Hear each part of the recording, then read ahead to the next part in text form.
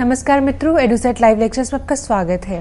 मित्रों, आज दर्शन शास्त्र में हम मनस दर्शन के विषय को ही आगे बढ़ाएंगे। आज उस विषय पर हमारी ये दूसरी चर्चा है। इस विषय में आज हम चर्चा करेंगे मनस दर्शन के ऊपर विभिन्न विचारों के बारे में। इस विषय पर चर्चा करने के लिए हमारे साथ हमारे स्टूडियो में मौजूद हैं doctor Ajay Verma. Doctor Verma associate professor हैं centre for philosophy, school of social sciences, JNU में। आइए डॉक्टर वर्मा का स्वागत करते हैं और उनसे जानते हैं कि आज उस विषय में हमें क्या बताएंगे। सर, आपका स्वागत है। धन्यवाद अमृत। नमस्कार दर्शकों, जैसा कि आप पहले ही जानते हैं कि हम इस सीरीज़ में मनस के नेचर तथा रोल के विषय में बात कर रहे हैं। मनस से अर्थ यहाँ पर है माइंड। जैसा कि हम इस विषय में ब्रीफली सारांश में हम पहले ही अपने पिछले व्याख्यान में डिस्कस कर चुके हैं। इसमें जो एक प्रमुख समस्या जो हम उठाते हैं वह यह है कि प्रायः हम ये मानते हैं कि हमारे शरीर में हमारा शरीर जो है वह बेसिकली एक अपनी भौतिक अवस्था में हमारे सामने प्रस्तुत होता है, और किंतु इसके अंदर बहुत सी ऐसी क्रियाएं संभव हो पाती हैं, जैसे कि विचारों का उत्पन्न होना, हमारे विभिन्न प्रकार से सोचना, इत्यादि इत्यादि। किंतु ये जो विभिन्न प्रकार की प्रक्रियाएं होती हैं, जैसे कि हमारी विचारशीलता, हमारी विभिन्न प्रकार की सोच, हमारी विभिन्न प्रकार की inclinations, disinclinations, interest, disinterest, likings, dislikings, तो ये जो विभिन्न प्रकार की जो हमारी डिस्पोजिशंस डेवलप होती हैं, जो कि अधिकतर मेंटल डिस्पोजिशंस होती हैं, हमारी विवेकशीलता, हमें क्या पसंद है करना, हमें क्या पसंद नहीं है करना, वगैरह वगैरह, ये जितनी भी ये जो या किसी चीज़ को का अनुभव करना जिसको हम फीलिंग कहते हैं, ये सारी जो विषय वस्तुएं हैं वे एक भौतिक संसार का हिस्सा हमें प्रतीत होता है कि नहीं है। तो क्योंकि ये सभी जो विषय वस्तुएं हैं वो क्योंकि उनके विषय में कुछ हमें भौतिक नज़र नहीं आता है, किंतु साथ ही साथ हमें यह मानना होगा कि ये सारी की सारी जो प्रक्रियाएं हैं वे किसी न किसी रूप से हमारे शरीर में ही उत्पन्न होती हैं, हमारे शरीर में ही संचालित होती हैं, और किसी न किसी रूप में हमारे शरीर में ही उत्पन्न होती हैं। किंतु यदि ऐसा है तो इसका अर्थ ये हुआ कि हमारा होना, जिसका अर्थ है कि क्योंकि हम केवल अपने शरीर के द्वारा ही परिभाषित नहीं होते, हम हमारे विचारों के प्रमाण पर हम ज़्यादा परिभाषित होते हैं। जैसा कि एरिस्टोटल ने भी कहा कि मनुष्य एक विचारशील प्राणी है, man is a rational animal. तो इसलिए जो हमारे बारे में जो एक डिस्टिंक्टिव जो हमारा स्वभाव है, जो हमें प्राणी जगत की और विषय वस्तुओं से अलग करता है, वह है हमारी विचारशीलता, जिसका अर्थ ये है कि हमारी विचारशीलता हमें ज़्यादा प्रभावी रूप से परिभाषित करती है बजाय हमारी शरीर की विभिन्नता। और इस प्रकार से देखें भी तो हमारी जो शरीर की जो विभिन्नता है बहुत ज़्यादा नहीं है। अगर अन्य प्राणियों में देखें तो अन्य सभी मैमल्स में जो शरीर के हिस्से होते हैं वे कुछ विभिन्न स्वरूप लिए ही हमारे शरीर में उपलब्ध हमारे शरीर में भी होते हैं, किंतु हमारी जो मेन डिस्टिंक्शन है वह है हमारी विचारशीलता।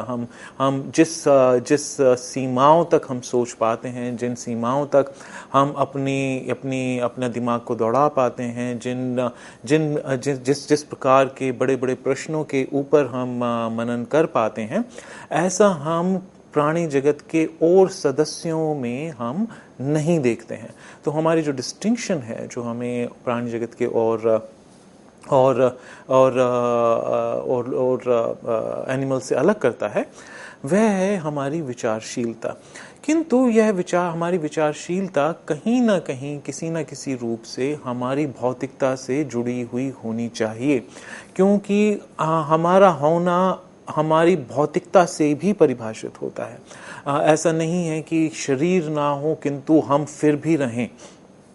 तो हम एक अजीब सा एक बड़ा बेबूझ मिश्रण सा है जिसमें कि हमारी विचारशीलता सम्मिलित है एक और दूसरी ओर हमारी भौतिकता सम्मिलित है। और इन दोनों के बीच में किसी न किसी प्रकार का सामंजस्य जरूर होना चाहिए, क्योंकि ये दोनों की दोनों प्रक्रियाएं हमारे अंदर हमारे जीव के अंदर हमेशा विद्यमान रहती हैं और हमेशा निरंतर रहती हैं। किंतु ये किस प्रकार से संभव हो पाता है, यह जो है गवेषणा का विषय है। और फिलॉसफी ऑफ माइंड, या जिसे हिंदी में मनस दर्शन या चित्त दर्शन कहा जा सकता है, उसके अंतर्गत हम प्रमुखता से इसी विषय के ऊपर अध्ययन करते हैं।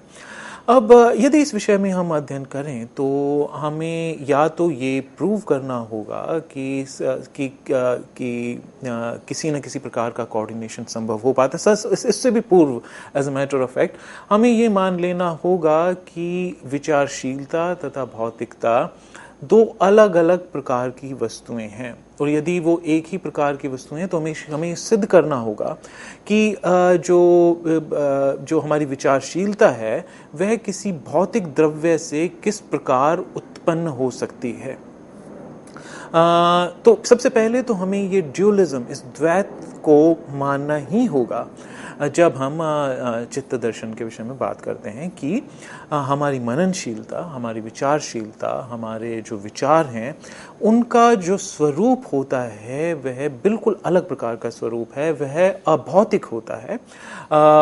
हमारे जो विचार होते हैं उनका कोई माप नहीं होता। हम ये नहीं कह सकते कि यह जो विचार है मेरा, यह इतने इंच लंबा है, या यह काफ़ी मोटा विचार है, यह पतला विचार है।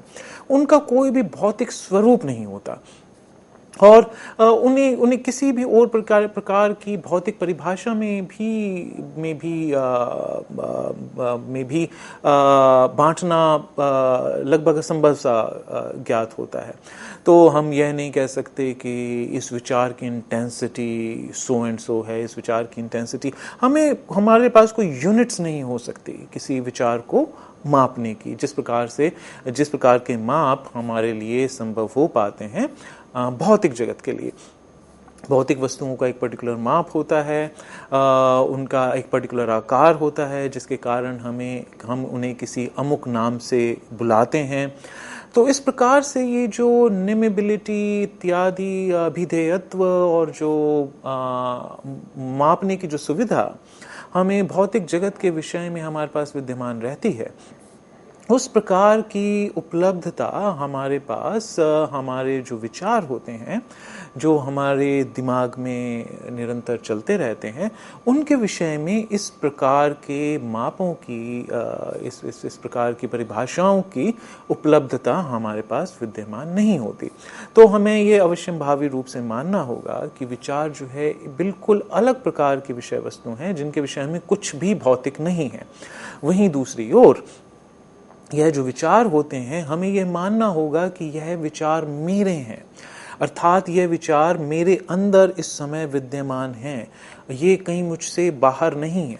और जब मैं ये कहता हूँ कि विचार मेरे अंदर विद्यमान हैं, तो इसका अर्थ ये भी हुआ कि मेरी बॉडी के अंदर किसी न किसी, क्योंकि मेरा होना जो है मेरी बॉडी से की लिमिट से बंधा हुआ है।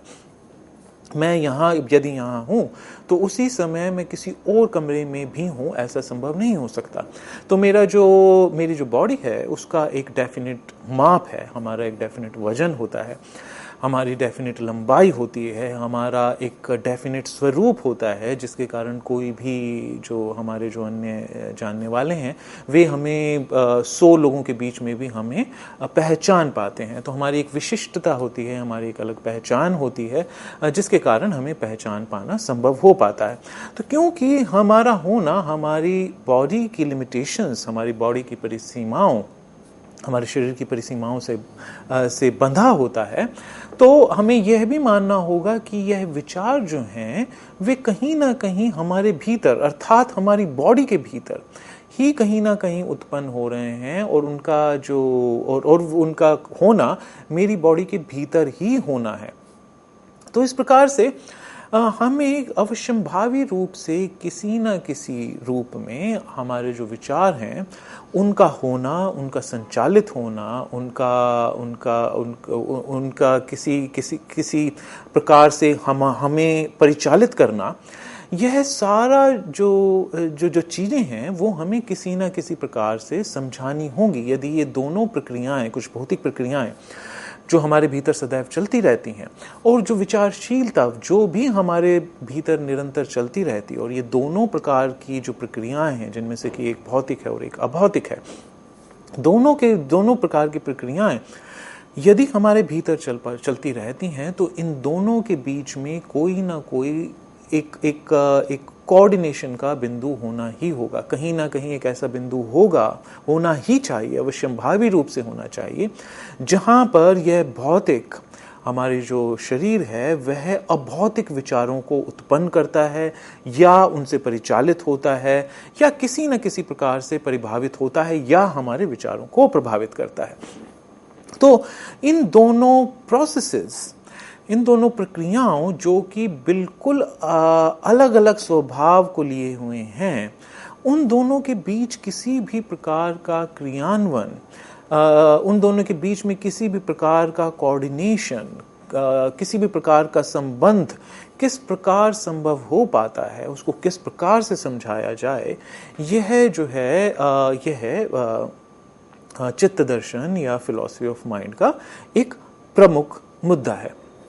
अब इसके अंदर एक और तो हम इस तरीके से मान सकते हैं, या तो हम ये कहें इसके विषय में हम उत्तर देने के किस प्रकार से हम तरीके हो सकते हैं, या तो हम ये कहें कि सबसे पहले तो हमें ये ड्यूअलिज्म मानना ही होगा कि ये दो अलग अलग प्रकार की वस्तुएं हैं, एक और माइंड है, एक और बॉडी है, इनका स्वरूप बिल्कुल अलग अलग है। एक का भौतिक स्वरूप है प्योरली, और एक का जो है एक दूसरी वस्तु जो माइंड है उसका स्वरूप बिल्कुल अलग है, उसका स्वरूप अभौतिक है। तो इस प्रकार से ये एक ड्यूअलिज्म जो है हमें सबसे पहले जो है मानना होगा। किंतु इनके बीच कोऑर्डिनेशन किस प्रकार से होता है, इसको समझाने के लिए हमारे पास विभिन्न तरीके हो सकते हैं। एक तो तरीका यह है कि हम इन दोनों, इस द्वैत में हम किसी भी एक वस्तु को प्राइमरी मान लें और दूसरी को गौण मान लें, अर्थात एक को प्राइमरी मान करके दूसरी वस्तु को उसका गुण धर्म मान लें। ऐसे में या तो हम जो माइंड है, जो मनस है, उसको प्राथमिक मान लेंगे, उसको प्राइमरी सब्सटेंस मान लेंगे, उसको प्रमुख द्रव्य मान लें, और फिर यदि मनस जो है वह प्रमुख द्रव्य है तो हमें ये मान लेना होगा कि बॉडी जो है उसका रिजल्ट है या उसका गुण है।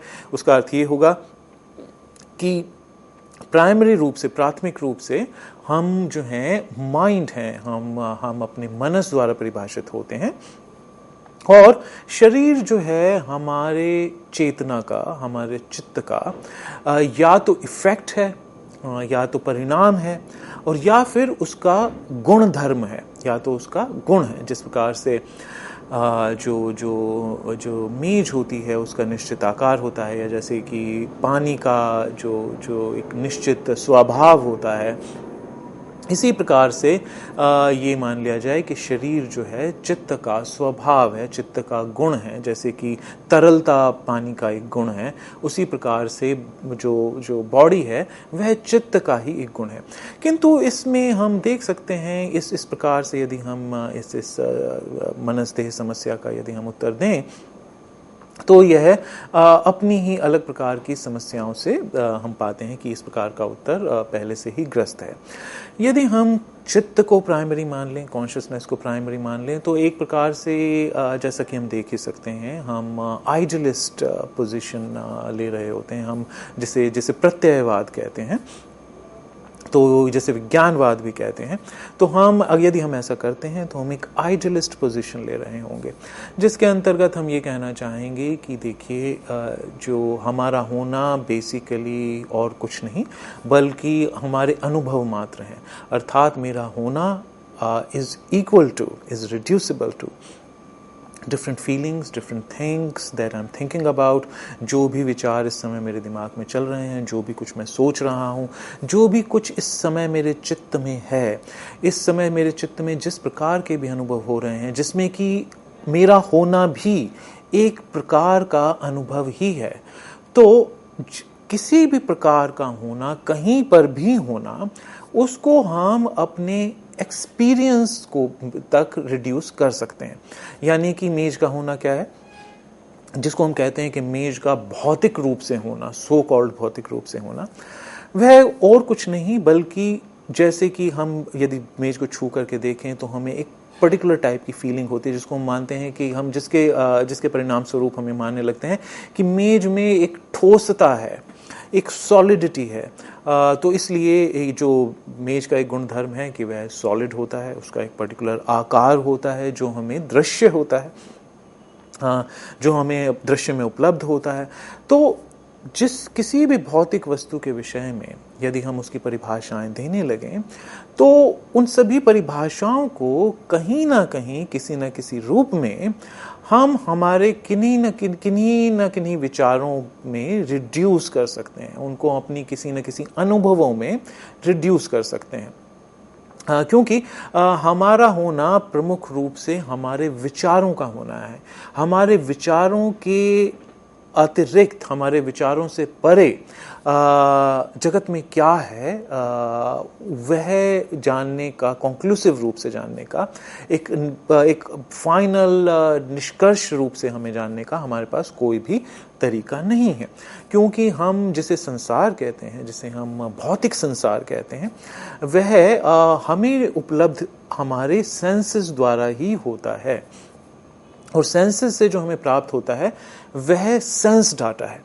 तो इसका अर्थ ये हुआ कि हम संसार के होने को किस प्रकार से जानते हैं, हम संसार के होने को अपने इंद्रिय ज्ञान द्वारा जानते हैं। जैसा कि इंद्रियां हमें हमारे ज्ञान को प्रदर्शित करती हैं, इंद्रियां जैसा कि हमारे संसार के होने को प्रदर्शित करती हैं, वैसा ही संसार हमें भासता है। यहाँ पे हमें अंडरलाइन करना चाहिए शब्द भासता है। किंतु संसार वास्तविकता में ऐसा है या नहीं, ये हम कैसे जाने? क्योंकि इसका अर्थ होगा कि अपनी कॉन्शियसनेस से परे, अपनी चेतना से परे जाकर के हम संसार को देख लें। यानी कि यदि हमारी चेतना वैसी है जैसी है, उसके अतिरिक्त भी यदि संसार को जानने का कोई तरीका है, तब हम कह पाएंगे कि अपनी चेतना द्वारा तो मैं संसार को ऐसा जानता हूं, किंतु संसार का वास्तविक स्वरूप ऐसा ना होकर के ऐसा है, अर्थात मेरी चेतना से परे भी इसका कोई स्वरूप है, जिसका अर्थ होगा कि मैं अपनी चेतना से परे जाकर के भी देख सकता हूं। किंतु ऐसा कहना समस्या के अंदर एक हम देख सकते हैं कि एक दार्शनिक समस्या है। अपनी चेतना से परे जाकर के किसी भी वस्तु को मैं किस प्रकार से देख सकता हूं, यह लगभग हमें असंभव जान पड़ता है। हम ये सोच सकते हैं, हमें लग सकता है कि क्या हम कहीं कैमरा पुट नहीं कर सकते, क्या हम कहीं कैमरा नहीं लगा सकते? जब मैं वहां उस वस्तु को नहीं देख रहा हूँ तब भी वहां पर कैमरा होगा जो मुझे बताता रहेगा कि वहां पे वह वस्तु है। किंतु कैमरे से भी जो हमें दृश्य प्रदान हो रहा है वह भी एक एक्सपीरियंस है। जो कैमरा हमें प्रदान कर रहा है वह भी अंततोगत्वा जब तक मुझे मेरी सेंसेस द्वारा, मेरी चेतना में मुझे उपलब्ध नहीं होगा, तब तक मैं कैमरे के विषय में भी कुछ नहीं कह पाऊंगा। अर्थात हमारी चेतना से परे संसार का होना किस प्रकार का होना है, या संसार की वास्तविकता हमारी चेतना से परे किस प्रकार की वास्तविकता है, यह जानना हमारे लिए असंभव है। फॉर दैट मैटर उस संसार को ये मान लेना कि मेरी चेतना से परे संसार कुछ है भी, यह मानने के लिए भी हमारे पास कोई निश्चित प्रमाण नहीं हो सकते। तो इस प्रकार से ये कहा जा सकता है कि मनस या देह के बीच जो द्वैत है उसके अंदर मनस का पलड़ा हमेशा भारी रहेगा, और इसलिए हमें मान लेना चाहिए कि जो मनस है वह प्राथमिक द्रव्य है, और उसके गुणधर्म के रूप में हमें ये संसार मानो भासता है, हमें ऐसा एक्सपीरियंस प्रतीत होता है। इस प्रकार के बहुत से दार्शनिक हैं जो इस प्रकार की मान्यता को लेकर के चलते हैं, जिसमें बुद्धिस्ट जो बौद्ध दार्शनिक जो विज्ञानवाद की श्रेणी के अंतर्गत आते हैं, वो प्रमुखता से ये मानते हैं कि जो संसार जो है, जो हमें भासता है, वह केवल हमारी जो चेतना है उसका ही बाह्यकरण है। वह उस चेतना में ही हमें ऐसा प्रतीत होने लगता है कि मानो यह जो चेतना में जो हमें उपलब्ध हो रहा है, उसका कोई एक बाह्य अंग भी है जो हमारी चेतना से स्वतंत्र अपने आप में विद्यमान है, किंतु वह अंततोगत्वा होता है हमारी चेतना का ही प्रसार, वह हमारी चेतना का ही एक्सटेंशन होता है, वह हमारी चेतना का ही विस्तार होता है, हमारी चेतना के अतिरिक्त नहीं होता। तो ऐसा मानने वाले कुछ दर्शन जो हैं भारतीय दार्शनिक परंपराओं में पहले से ही मौजूद हैं। इस प्रकार की का जो विचार है, इसको अंग्रेजी में सब्जेक्टिव आइडियलिज्म के नाम से भी जाना जाता है, इसको प्रत्ययवाद भी कहा जा सकता है। वेस्ट में यदि हम देखें तो बर्कली जो हैं इस प्रकार के विचार से इसे संगति रखते थे। तो इस प्रकार से यदि हम देखें तो एक तरीका तो ये हो सकता है कि इस द्वैत को समाप्त करने का, कि हम मान लें कि प्रमुख रूप से हम जो हैं चेतना का, हमारा जो स्वरूप है वह प्रमुख रूप से हमारी चेतना से ही बंधा होता है। चेतना ही है जो हमारे होने को परिभाषित करती है, हमारे होने को संभव बनाती है, और जो भी हमें भौतिक रूप में प्रतीत होता है, जो हमें प्रतीत होता है कि मानो भौतिक है, वह भी क्योंकि अल्टीमेटली हमें ऐसा प्रतीत ही हो रहा है, हमें ऐसा भास ही रहा है, तो इसलिए उसकी जो एक्सटर्नैलिटी है, उसकी जो बाह्यता है, क्योंकि उसकी बाह्यता भी हमें हमारे अनुभव में ही प्रदान होती है, इस कारण से जो बाह्यता का भी जो विषय है वह भी हमारी चेतना में उपलब्ध होता है। इसलिए चेतना के अतिरिक्त कुछ नहीं है, और वस्तुओं की सो कॉल्ड भौतिकता जो है उसको हम चेतना के रूप में परिभाषित कर सकते हैं। तो अर्थात हम भौतिकता को चेतना के एक बाय प्रोडक्ट के रूप में हम समझा सकते हैं। यदि हम ऐसा करने में संभव हो पाए, यदि ऐसा करना हमारे लिए संभव हो पाए, तो एक प्रकार से हमें लगता है कि यह रिडल जो है हमने सॉल्व कर ली है। जो द्वैत है, जिसके अंदर जो एक समस्या जो है ये उत्पन्न होती है कि किस प्रकार से दो अलग अलग प्रकार के स्वभाव लिए वस्तुएं, जिनके अंदर कोई भी किसी प्रकार का कॉमन पॉइंट नहीं हो सकता, कोई वस्तु अभौतिक है, कोई वस्तु भौतिक है, उन दोनों का किसी प्रकार का मिलन किस प्रकार से संभव हो पाएगा। ऐसा जो इस प्रकार का जो मिलन है वह केवल एक तरीके से हम देखें तो कहानी कथाओं में ही हमें दिखाई पड़ता है, जैसा कि घोस्ट्स का होना, जैसा कि प्रेतों का होना हम कभी कभी मान लेते हैं, जो कि अभौतिक हैं, किंतु हम फिल्मों में देखते हैं कि वो किसी न किसी प्रकार से मानव भौतिक जगत को भी किसी न किसी प्रकार से प्रभावित करते हैं। किंतु बाय एंड लार्ज हमें हमारे जो संसार जो हमारे इर्द गिर्द फैला हुआ है उसमें इस प्रकार का हमें कुछ भी संभव होता नहीं दिखाई पड़ता। हमें कभी नहीं दिखाई पड़ता कि कोई जो अभौतिक वस्तु है वो किसी प्रकार से भौतिक वस्तु को प्रभावित कर सकती है। जैसे कि कुछ हम केवल उसको जादू ही कह पाएंगे। बहुत ही कम जगहों पे हम ऐसा देखते हैं, जैसे कुछ जो मैजिशियंस हैं वो किसी वस्तु को देख कर ही, केवल देखने मात्र से ही उनको टेढ़ा कर देते हैं या उनको चलायमान कर देते हैं, जिस प्रक्रिया को हम अंग्रेजी में कहते हैं टेलीकाइनेसिस। केवल दूर से ही, सोचने मात्र से ही किसी वस्तु को क्रियान्वित कर देना। कुछ जो मैजिशियंस हैं दीपक को केवल देखने भर से ही उसको प्रज्वलित कर देते हैं, किंतु यह एक अनएक्सप्लेन्ड टेरिटरी में आता है। इन विषयों का हमारे पास कोई अभी तक हमारे पास एक्सप्लेनेशन संभव नहीं हो पाया, और ये बहुत ही रेयर फेनोमेनन है। तो बाय एंड लार्ज ये एक्सेप्शंस हैं मोर देन अ रूल। यदि हम वैसे देखें तो हम पाएंगे कि जो विचार हैं, जो अभौतिक विचार हैं, उनके अंदर इस प्रकार की क्षमता नहीं होती कि अभौतिक विचार किसी भी प्रकार से भौतिक वस्तुओं को प्रभावित कर पाएं।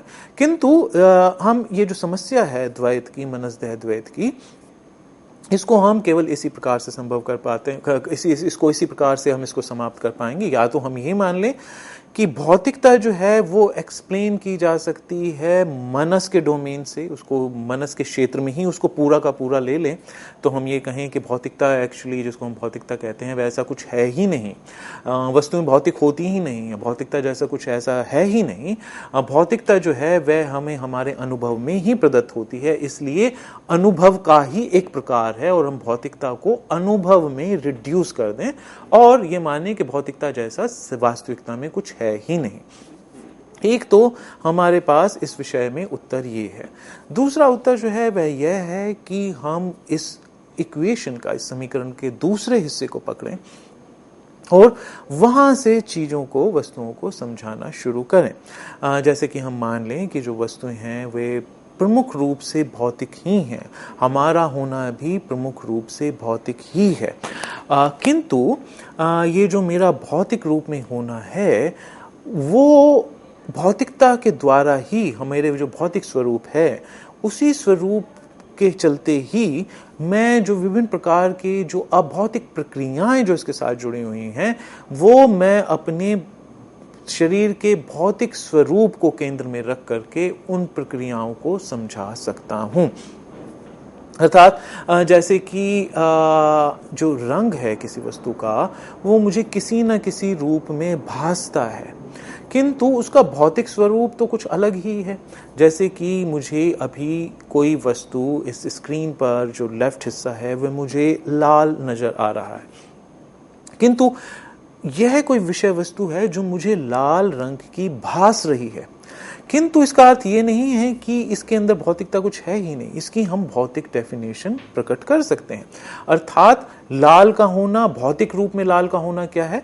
एक विभिन्न प्रकार की जो तरंगे हैं जिनकी एक पर्टिकुलर वेवलेंथ होती है, जो कि वाइट लाइट में एक पर्टिकुलर बैंडविड्थ है, वो जो एक पर्टिकुलर जो तरंगे हैं, वेव्स हैं प्रकाश की, उस पर्टिकुलर जो बैंडविड्थ में जो वेव्स आती हैं उन वेव्स को हम रेड कहते हैं। वे हमें लाल रंग के रूप में प्रकट होती हैं, वह हमें लाल रंग के रूप में भासती हैं, किंतु उनका एक अलग प्रकार का भौतिक स्वरूप है। अर्थात हम उन्हें एक भौतिक रूप में, एक भौतिक विषय के अनुसार हम उनको परिभाषित कर सकते हैं। अर्थात हमें जिस प्रकार का अनुभव होता है उस अनुभव को हम भौतिक प्रक्रियाओं के अंतर्गत हम उसे समझा सकते हैं। ये एक दूसरे प्रकार से इस द्वैत को समाप्त करना हो सकता है। तो दर्शकों, हम इस विषय में अपनी चर्चा जारी रखेंगे। हम लौटेंगे एक छोटे से ब्रेक के बाद।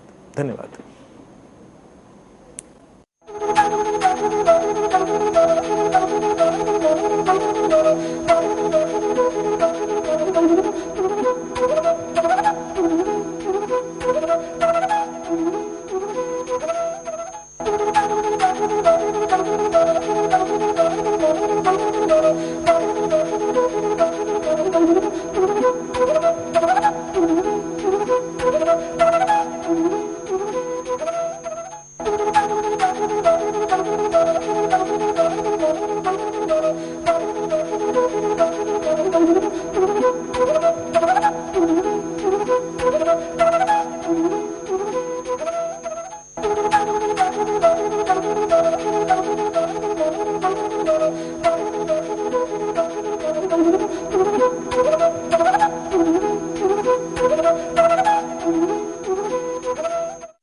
नमस्कार दर्शकों, वापस आपका स्वागत है।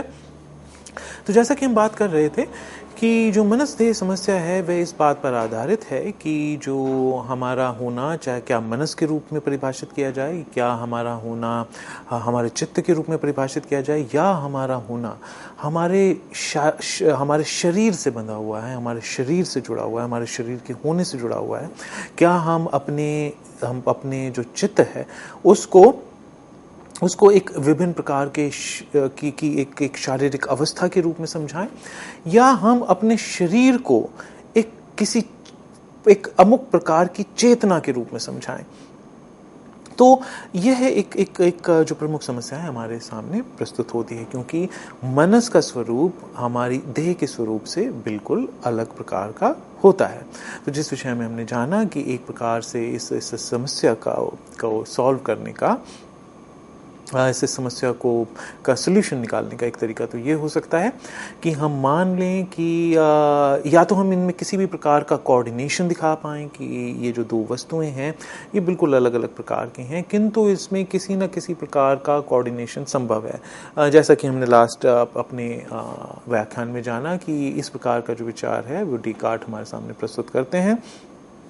डिकार्ट के अनुसार जो मनस और देह हैं वे दोनों अलग अलग प्रकार के दो अलग अलग प्रकार की वस्तुएं हैं, किंतु एक पर्टिकुलर जगह है जहां वे दोनों आपस में एक दूसरे से एक प्रकार से मिल पाती हैं, और वह जो हिस्सा है वह हमारे दिमाग का एक हिस्सा है जिसको पीनियल ग्लैंड कहते हैं।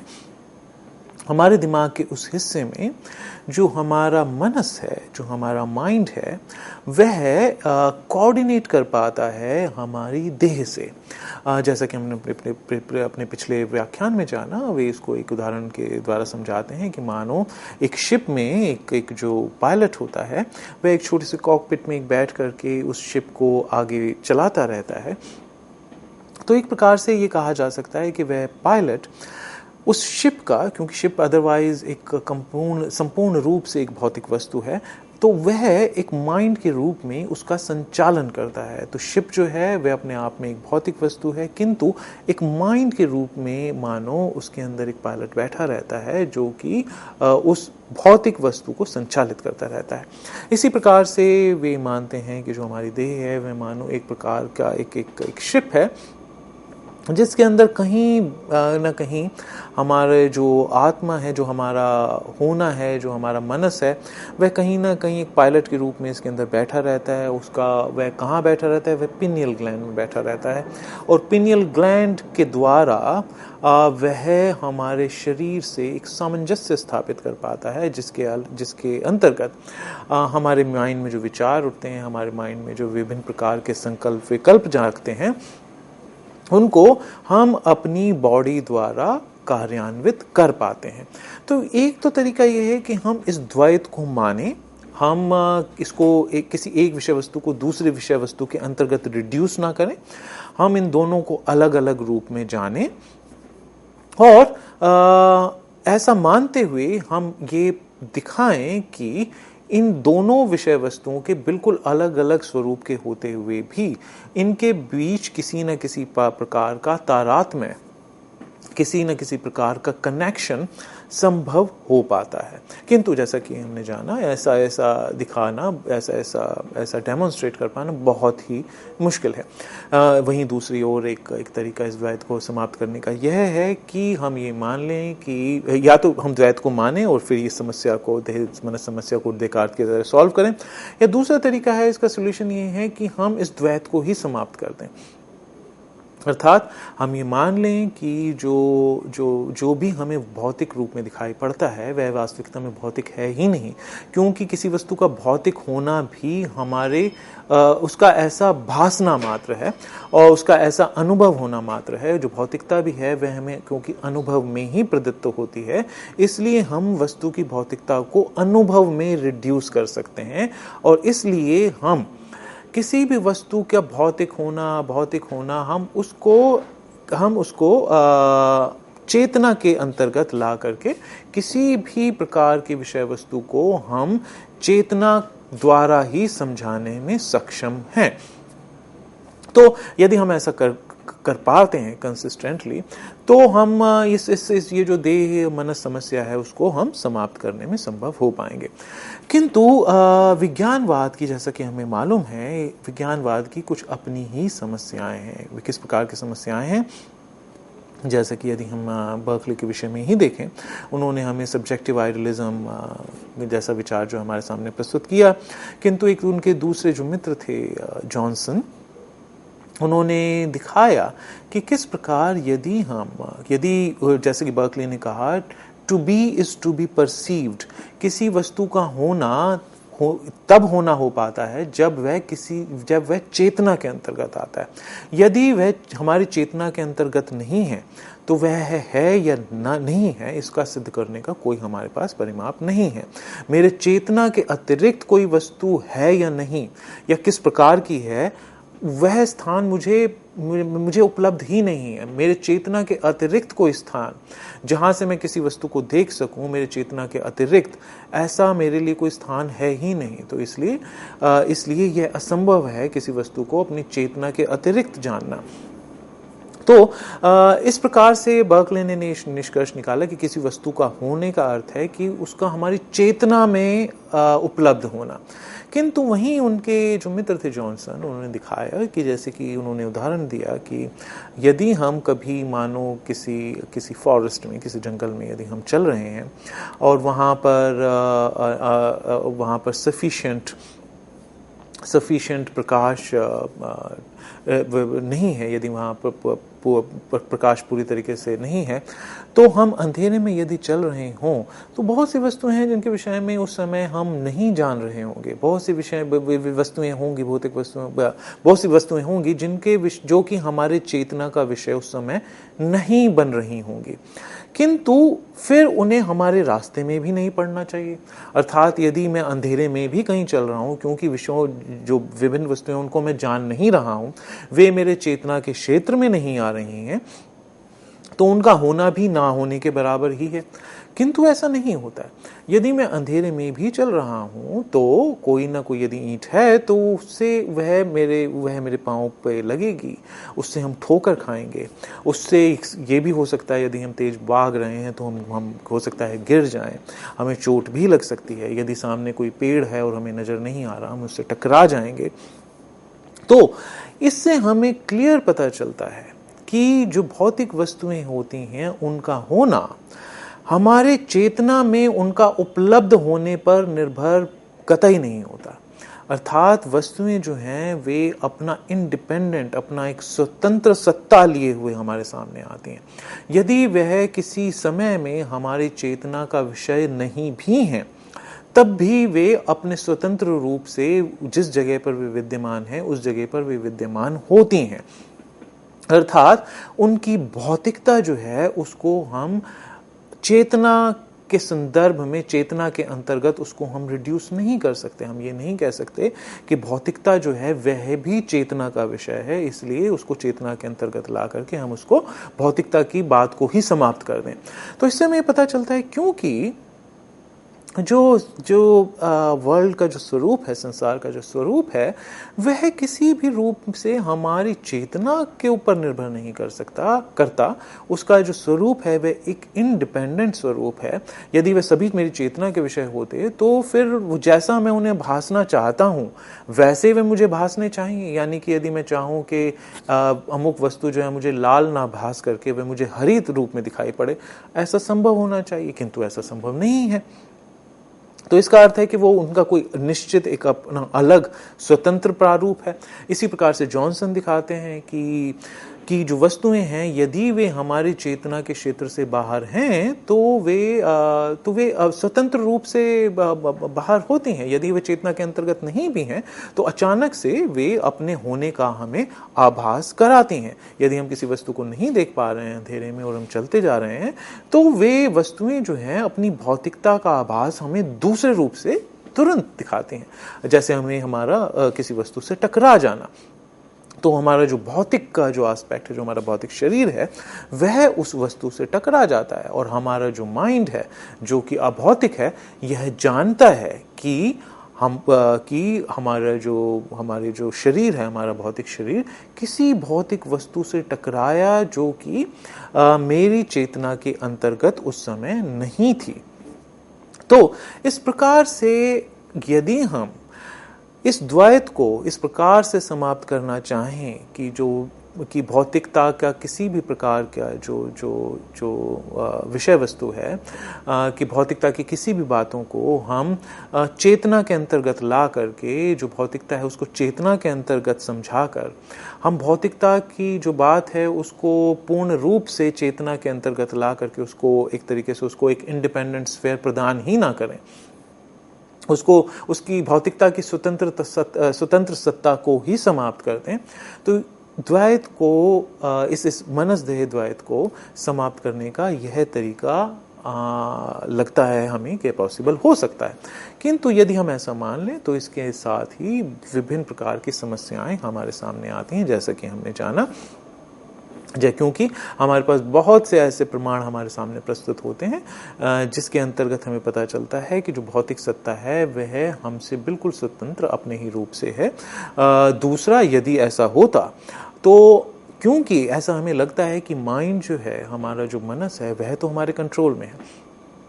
हमें ऐसा लगता है कि जो हमारे मनस की विभिन्न प्रक्रियाएं हैं, जैसा कि यदि अभी फ़िलहाल मैं कुछ किसी प्रकार का सोच रहा हूँ तो मैं चाहूँ तो अपना माइंड कहीं डाइवर्ट भी कर सकता हूँ, मैं चाहूँ तो ये भी सोच सकता हूँ कि मैं इस विषय में ना सोचूं।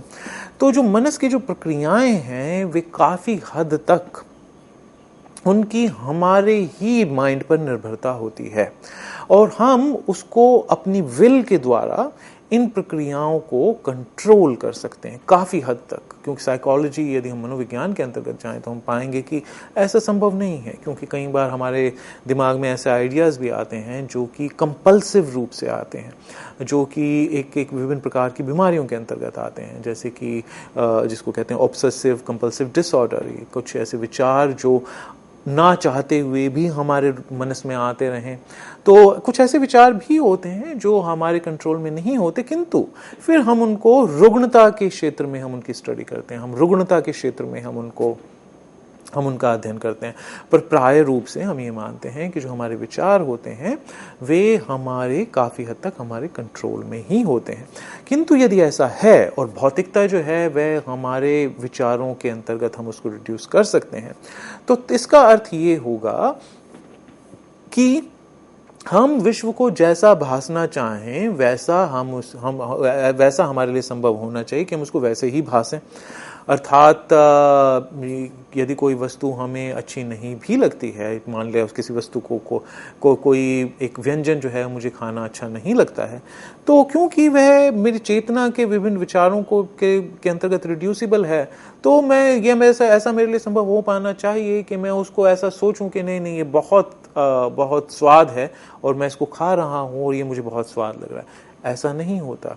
इसका अर्थ यह है कि जो यदि भौतिकता जो है वह चेतना का विषय होती तो हम संसार को जैसा भासना चाहते हैं वैसा उसको भासते, किंतु ऐसा नहीं होता है। यह भी इस प्रकार का इनडायरेक्ट प्रमाण हमारे सामने प्रस्तुत करता है कि वस्तुओं का एक अलग प्रकार का स्वरूप होता है। वस्तुएं जो हैं वे अपना एक इंडिपेंडेंट, एक अपना स्वतंत्र स्वरूप लिए हुए हमसे स्वतंत्र रूप से अलग होती हैं, उनका एक अलग स्वभाव होता है। जैसे कोई व्यंजन है, उसका एक निश्चित प्रकार का उसको खाने का एक इंद्रियानुभव होता है। कुछ वस्तुएं हमें अच्छी लगती हैं, कुछ वस्तुएं हमें अच्छी नहीं लगती। कुछ वस्तुओं का स्मेल हमें अच्छा लगता है, कुछ वस्तुओं का स्मेल हमें बिल्कुल रिपेलिंग लगता है। कुछ वस्तुओं को देखना हमें अच्छा लगता है, कुछ वस्तुओं को देखना हमें अच्छा नहीं लगता। तो इस प्रकार से जो वस्तुएं हैं वे अपना स्वरूप लिए हुए हमारे सामने प्रस्तुत होती हैं और इस कारण से ये हमें मानना होगा कि वस्तुएं जो हैं उनका एक इंडिपेंडेंट, उनका एक स्वरूप, उनका एक स्वतंत्र स्वरूप हमसे, हमारी चेतना के अतिरिक्त भी होता है। तो इस प्रकार से सब्जेक्टिव आइडियलिज्म, जिसके अंतर्गत हम किसी भी प्रकार की जो भौतिकता है उसको हम अपनी चेतना के होने के अंतर्गत समझा सकते हैं। यदि हम ऐसा करें इस मनसदेह द्वैत को समाप्त करने के लिए, तो इसके ये जो एक सोल्यूशन जो है ये अपनी ही कुछ अलग सेट ऑफ प्रॉब्लम्स, एक अपनी अलग ही प्रकार की समस्याओं को लेकर के हमारे सामने प्रस्तुत होता है और एक कंप्लीट सोल्यूशन, सिस्टमैटिक सोल्यूशन, एक कंप्लीट जस्टिफिकेशन के साथ ये हमारे सामने प्रस्तुत नहीं होता। अब हमारे पास दूसरा तरीका क्या बचता है इसको इस समस्या को का सोल्यूशन, किसी प्रकार का सोल्यूशन सुझाने के लिए। दूसरा तरीका ये है कि हमारी जो विभिन्न प्रकार के जो एक्सपीरियंसेस हैं उनको हम भौतिकता के अंतर्गत समझा दें।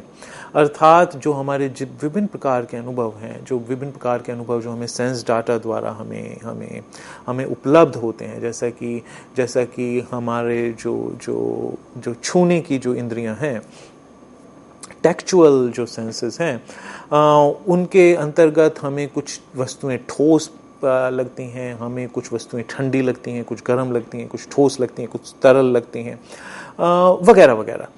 उसी के अंतर्गत जो है कुछ वस्तुएं, जैसे अगर यदि हम अपनी आँखों के विषय में, देखने के विषय में बात करें तो कुछ वस्तुएं हमें किसी रंग की दिखाई पड़ती हैं, कुछ वस्तुएं हमें किसी और प्रकार की दिखाई पड़ती हैं। कई बार हमें केवल जो 2 डायमेंशनल जो है वर्ल्ड हमें दिखाई पड़ता है, किंतु हमें मालूम होता है कि ये 2 डायमेंशनल नहीं है, ये 3 डायमेंशनल है। इसके एक आयाम पीछे भी है जो मुझे दिखाई नहीं पड़ रहा है किंतु है। तो इस प्रकार से जितने भी प्रकार के जो अनुभव होते हैं हमें हमारी इंद्रियों द्वारा उपलब्ध होते हैं, उन सभी अनुभवों को हम भौतिकता के अंतर्गत हम उनकी एक्सप्लेनेशंस दे सकते हैं।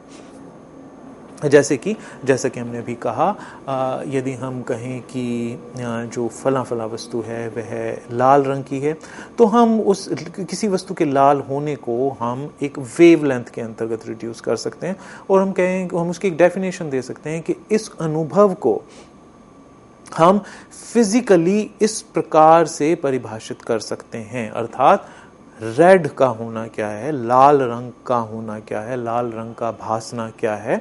लाल रंग का अर्थ है कि इस प्रकार की जो वेव्स हैं, यदि इस प्रकार की वेव्स हमारे सेंस ऑर्गन्स के टच में आती हैं तो उनका जो प्रभाव होता है हमारे सेंस ऑर्गन्स पर वो इस प्रकार का होता है कि हमें लाल रंग का अनुभव होता है।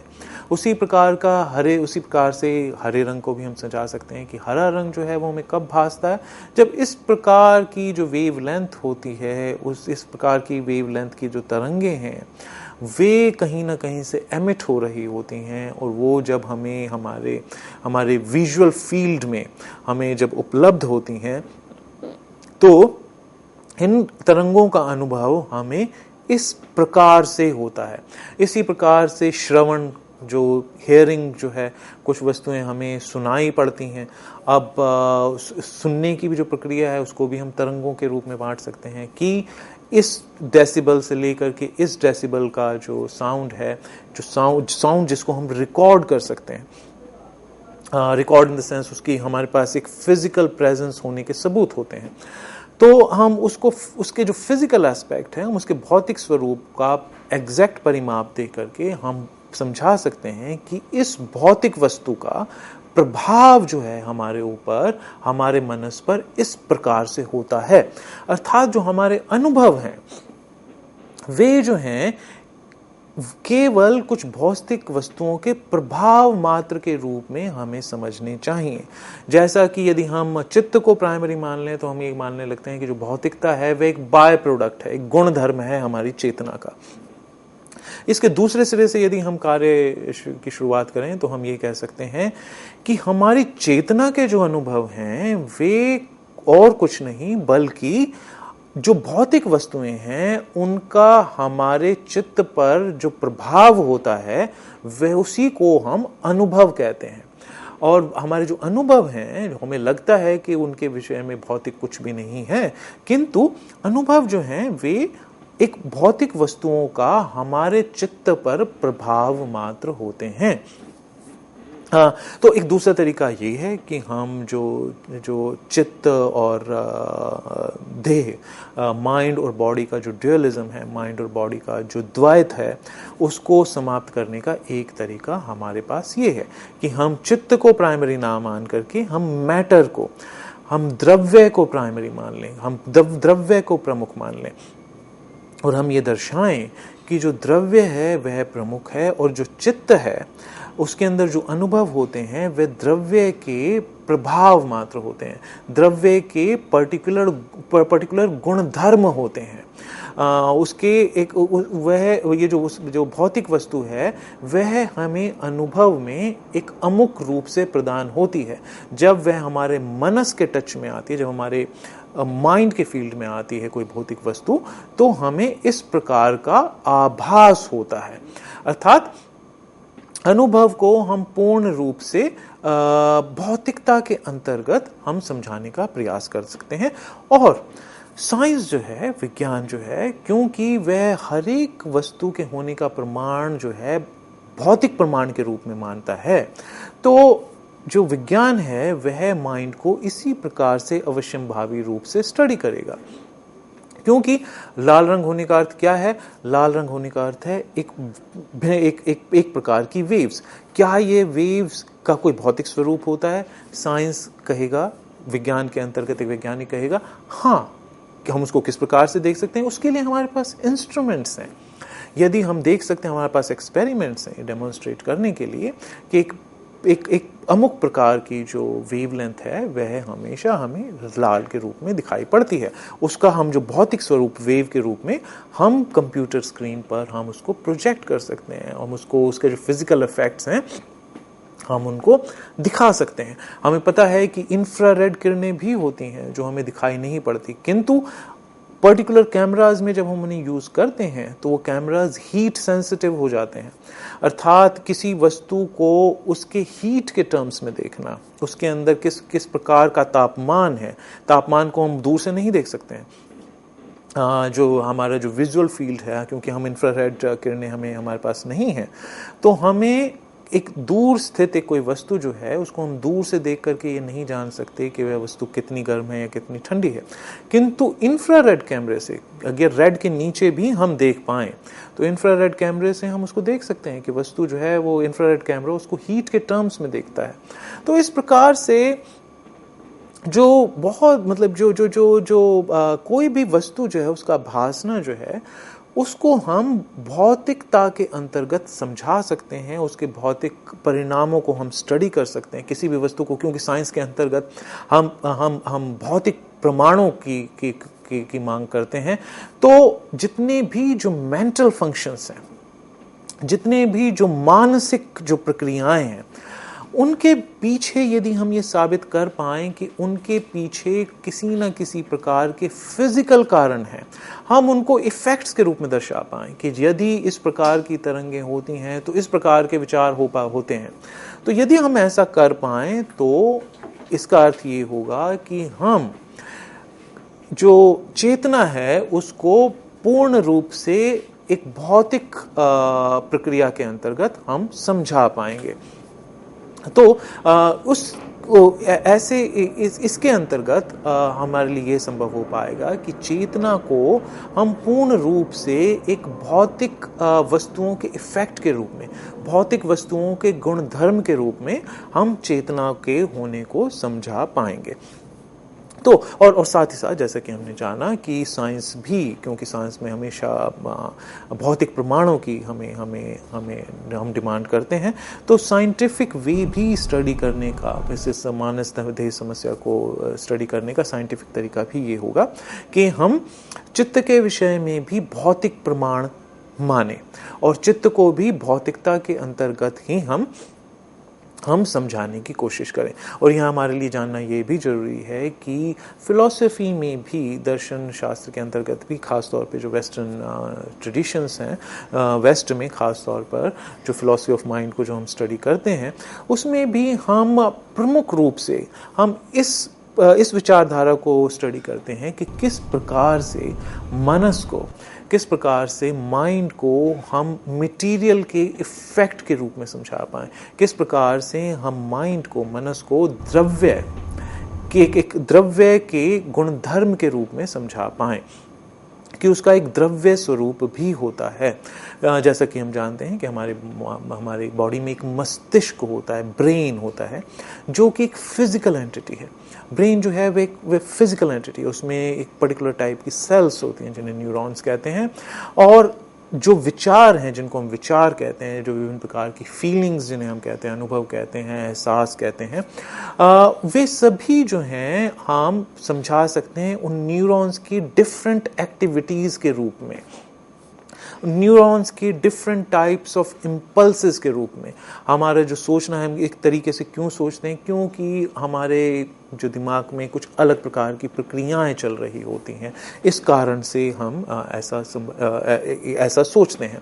तो हम इस प्रकार से एक तरीका जो है, जो कि इस समय फिलॉसफी ऑफ माइंड में, चित्त दर्शन में जो एक डोमिनेंट ट्रेंड है इस समय, स्पेशली पश्चिम में, स्पेशली वेस्टर्न फिलॉसफी में, वह यह है कि मनस को किसी प्रकार से भौतिक जो द्रव्य है उसके गुणधर्म के रूप में समझाया जाए, अर्थात mind as a function of brain. अर्थात ये जो मटेरियल और मैटर और माइंड की जो डायकोटमी है, उसमें मैटर को हम प्रमुख रख करके माइंड को मैटर के एक फंक्शन, एक गुणधर्म, उसकी एक प्रक्रिया के अंतर्गत उसको समझाने की कोशिश करें। तो दर्शकों, इस विषय में हम अपने अगले व्याख्यान में भी अपनी चर्चा जारी रखेंगे, और आज के लिए बस इतना ही। धन्यवाद मित्रों, हमें आशा है कि हमारी आज की इस पर चर्चा से आप काफ़ी लाभान्वित हुए होंगे। इसी बात पर हम डॉक्टर वर्मा का भी धन्यवाद देना चाहेंगे कि वो हमारे स्टूडियो में आए और उन्हें अपना अमूल्य समय दिया। इस बात पर मित्रों में बैग दे दीजिए। धन्यवाद।